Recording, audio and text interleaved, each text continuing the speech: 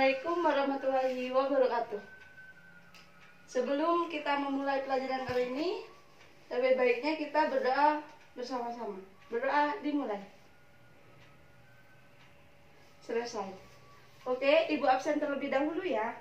Miftahul Jannah, Muhammad Hakim, Hasanah, Ferdiana, Septiana.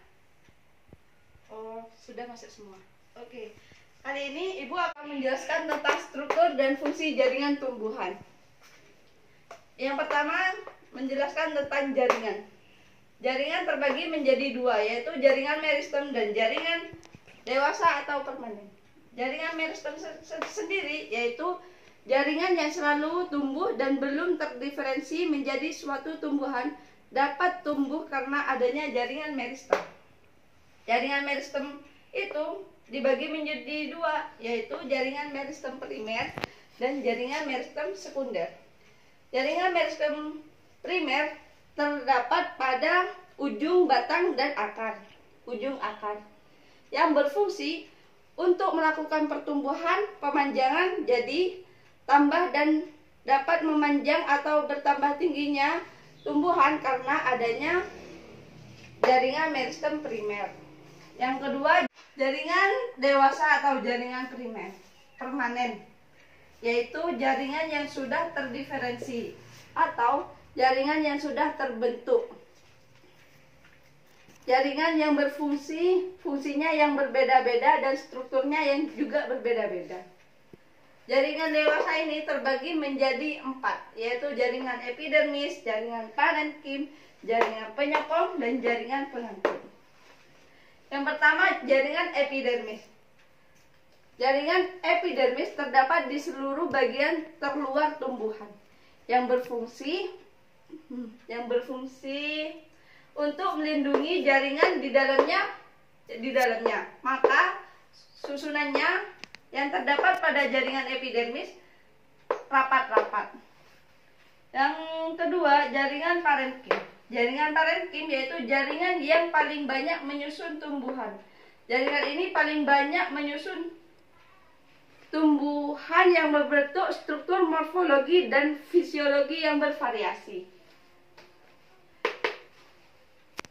Yang kedua, jaringan parenkim. Jaringan parenkim itu jaringan yang paling banyak menyusun tumbuhan. Jaringan ini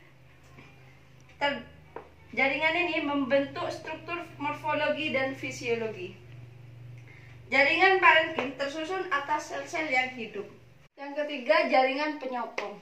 Jaringan penyokong yaitu untuk menguatkan tubuh tumbuhan.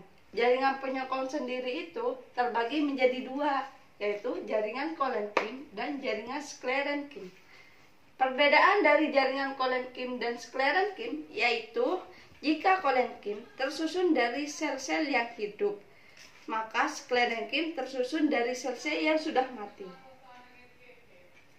Yang kedua, lalu kolenkim menyokong buah yang masih muda, sedangkan sklerenkim menyokong buah yang sudah tua.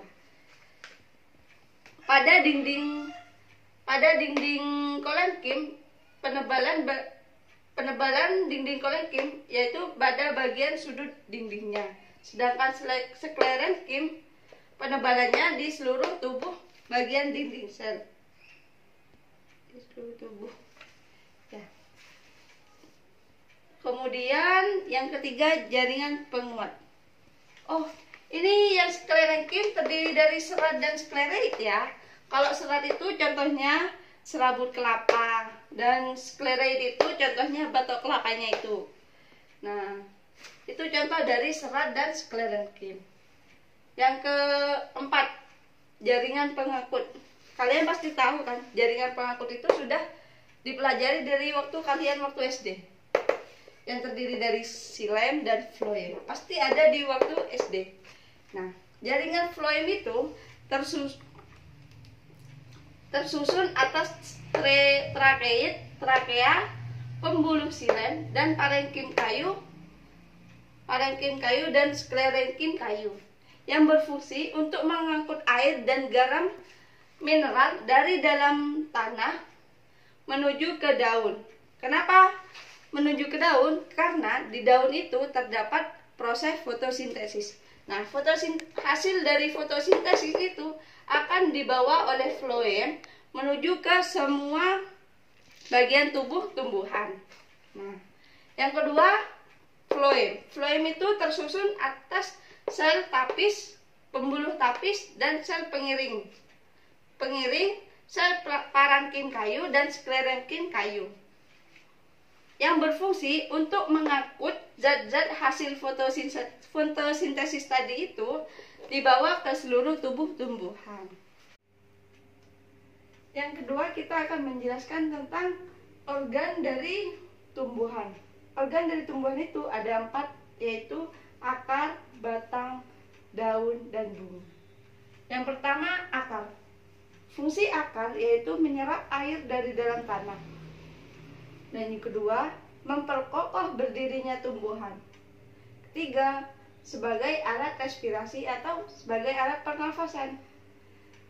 Ada yang pernah melihat pohon beringin? Dari pohon beringin, contoh, akarnya itu termasuk akar apa? Yaitu di pohon beringin itu adalah akar, namanya akar gantung. Salah satu akar yang tumbuh di beringin itu untuk respirasi. Selanjutnya, kita akan belajar tentang struktur akar. Struktur akar yaitu dibagi menjadi 3, yaitu daerah diferensial, daerah pemanjang, daerah pembelah sel, dan tudung akar. Daerah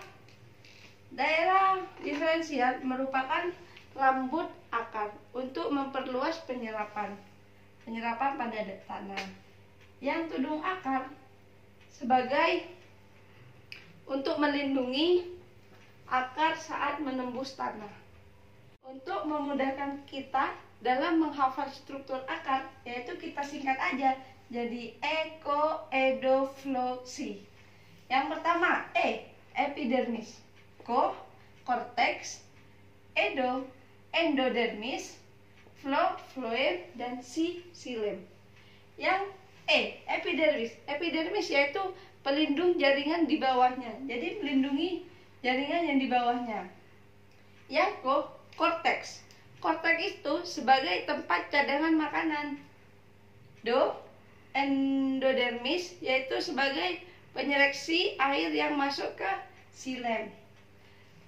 Xilem sebagai pengangkut air, sedangkan phloem sebagai pembawa hasil dari xilem, hasil fotosintesis yang akan dibawa ke seluruh tubuh tumbuhan. Yang kedua, kita akan menjelaskan tentang batang. Batang terletak di tengah-tengah antara akar dan daun. Fungsi dari batang itu yaitu sebagai penghubung antara akar dan daun. Yang kedua, menegakkan tumbuhan.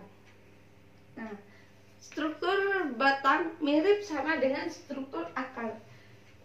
Struktur batang terdiri atas epidermis, cortex, xilem, phloem, cambium intervaskuler, dan cambium vaskuler. Yang kedua, kita akan menjelaskan tentang batang. Batang terletak di tengah-tengah antara daun dan akar. Batang memiliki fungsi yang pertama menghubungkan antara akar dan daun, yang kedua sebagai penegak tumbuhan. Struktur batang ini hampir sama dengan struktur akar, yaitu terdapat epidermis, phloem, xilem, cambium, cortex, hampir sama lah dengan akar. Dan di batang ini terdapat 2 batang, dibedakan menjadi 2, yaitu batang dikotil dan monokotil. Dikotil yaitu batang bercabang, contohnya seperti pohon mangga, pohon rambutan, dan lain-lain. Contoh batang monokotil, batang bercabang 1, tidak bercabang, yaitu pohon kelapa, pohon pisang, dan lain-lainnya. Yang ketiga, kita akan menjelaskan tentang daun. Mengapa daun berwarna hijau? Ayo, ada yang tahu mengapa daun berwarna hijau? Oke, daun berwarna hijau itu karena daun mengandung klorofil dan atau zat daun hijau daun. Daun memiliki fungsi sebagai tempat terjadinya fotosintesis. Yang kedua, tempat terjadinya transpirasi atau penguapan suhu saat kondisi lingkungan panas. Struktur daun itu yaitu ada epidermis sebagai melindungi jaringan di bawahnya, dan juga polisade sebagai tempat berlangsungnya fotosintesis. Yang ketiga, celah stomata yaitu tempat pertukaran oksigen, dan yang terakhir jaringan spons sebagai tempat penyimpanan karbon dioksida. Nah, yang ketiga kita akan menjelaskan tentang bunga atau organ reproduksi. Bunga itu memiliki alat kelamin jantan dan atau yang disebut sebagai benang sari, dan memiliki kelamin betina yang disebut putik.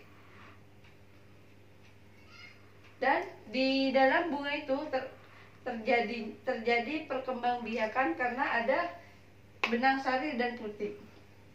Bunga memiliki mahkota dan kelopak. Mungkin ada yang perlu dipertanyakan atau kurang jelas, silahkan. Jika tidak ada yang mau dipertanyakan, Ibu akan tutup pertemuan kali ini dengan berdoa agar ilmu yang kita didapat barokah dan manfaat. Berdoa dimulai. Selesai. Oke, selamat siang dan sampai jumpa di minggu selanjutnya. Jangan lupa belajar. Wassalamualaikum warahmatullahi wabarakatuh.